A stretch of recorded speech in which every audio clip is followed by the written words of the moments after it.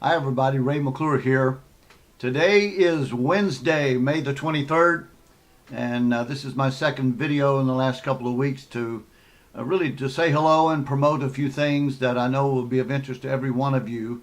Got Memorial Day coming up, and I just hope you realize that Memorial Day is a special day of our year. It's not to honor all service people, it's only to honor those who have lost their lives in the line of duty so that we could have life here on earth ourselves and the freedoms that we enjoy. That's coming up this weekend.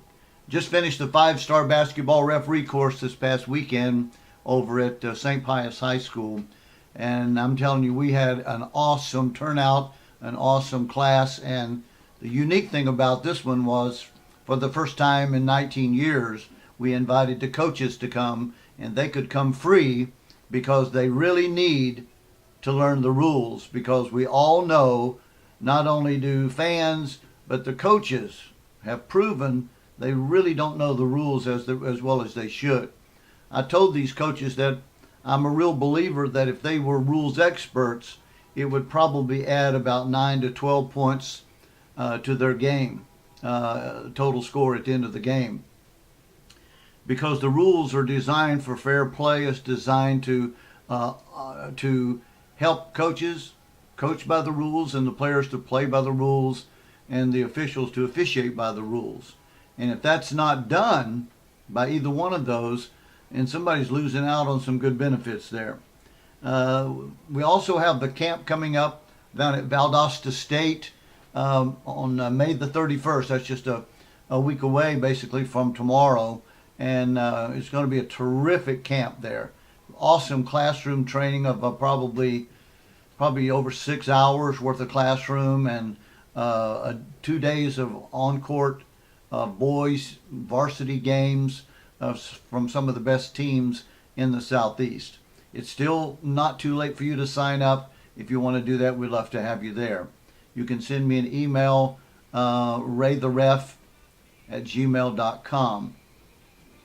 The purpose of these videos over the next few weeks is to promote the book that's coming out. The title of our book is Performance Without Compromise.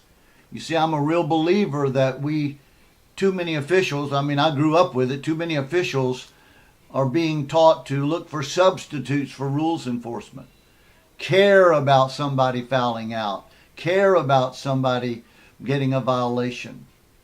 And when you really analyze our role as a basketball official, or a sports official for that matter, that's just the opposite of who we are and what we're supposed to do and what our role is. Last week I mentioned some of the titles to you of these chapters. Number 1 was Accept Your Identity. Guardians of the Game was chapter 2. And The Game Is Its Rules was chapter 3. And then 5 was the role of officials. 6 was the real big leagues. And then I'm going to skip down to number 10, which was officials are not game managers. We are not game managers. I don't care who says we are. We are not. Our role is not to manage the game. Now, I recognize that was an honest way to try to get officials to officiate the game with little controversy. And if you want to call it that, the best way to manage a game is to do your job, and that's to know the rules and enforce the rules. And you cannot enforce them unless you first know them, and you have quick reflexes and can process that information as you should. Number 11 chapter is substitutions for rules enforcement. Get your hands off. Get out of the lane. Show me some daylight. Get back in that box. And the list goes on and on and on. In this chapter, I have a gigantic list of things that are substitutes for rules enforcement. Why are officials looking for things to substitute on a sports game that has clearly written rules? As I said last week, we don't even need the word interpretations anymore, because it's clearly written, very clearly written. Chapter 12 It is about signals. Signals being the language of the game. Signals are crucial. And it's important that we all signal the same way. I was so impressed when I went up to the state of Maine for their state basketball tournament and had the privilege to observe the officials and make some notes, share a few notes there. And Peter Webb allowed me to do that. But every time there was a player control foul, they signaled the right way and they got the rule right. Every time there was a traveling violation, if you had seen one official signal for the traveling violation, you've seen them all. If you saw a blocking foul, you've seen them all. Because there's only one way. We should almost be robotic when we give our signals, because we don't need to be out of control. We don't need to be losing our composure. And we talk a lot about that in that chapter. Chapter 13 is about philosophy. Nothing officials do on the court is philosophical. Zero. Nothing. We have rules. We don't need philosophies. If people want to have their philosophies, that's fine, but not at the high school level. No calls are a myth. Basketball officials can't have their own strike zone. That's a very clever chapter, and I think you'll enjoy it, and I know you will, because we talk about baseball and basketball. Contact is also rules-based.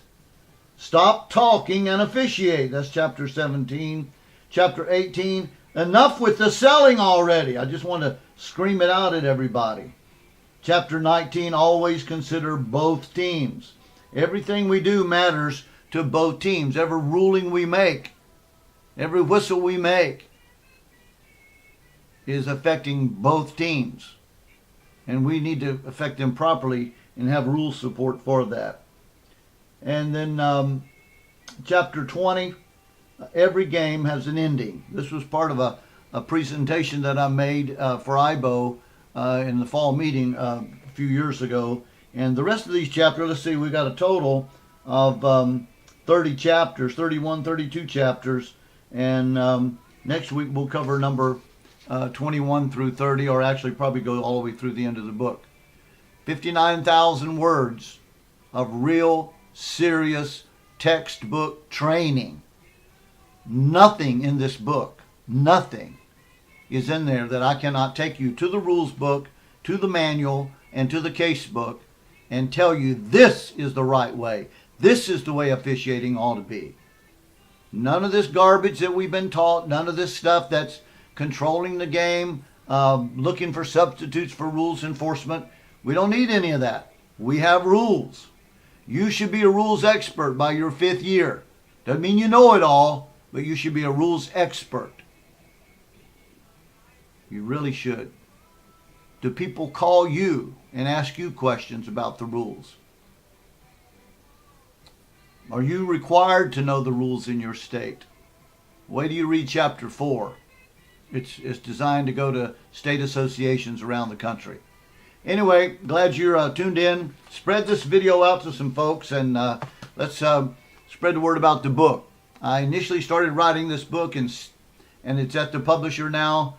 Here, the second edition, the second revision is sent to me. That's the editing, and I'm sending it back before the weekend. So we want to get this done before the season starts. Yes, I am marketing the book to you because I know I did not do this for money, but I won't do it free, kind of like officiating. But we want you to read the book. We want all officials to read this book. I want you to get webbed as I was webbed 17, 18 years ago. Webbed is a compliment to the most knowledgeable person on the planet when it comes to officiating basketball and the role of high school officials and why schools have sports. And that's Mr. Peter Webb, the Commissioner of Basketball in the state of Maine. Have a great Memorial Day. God bless you, and watch for the video for next week.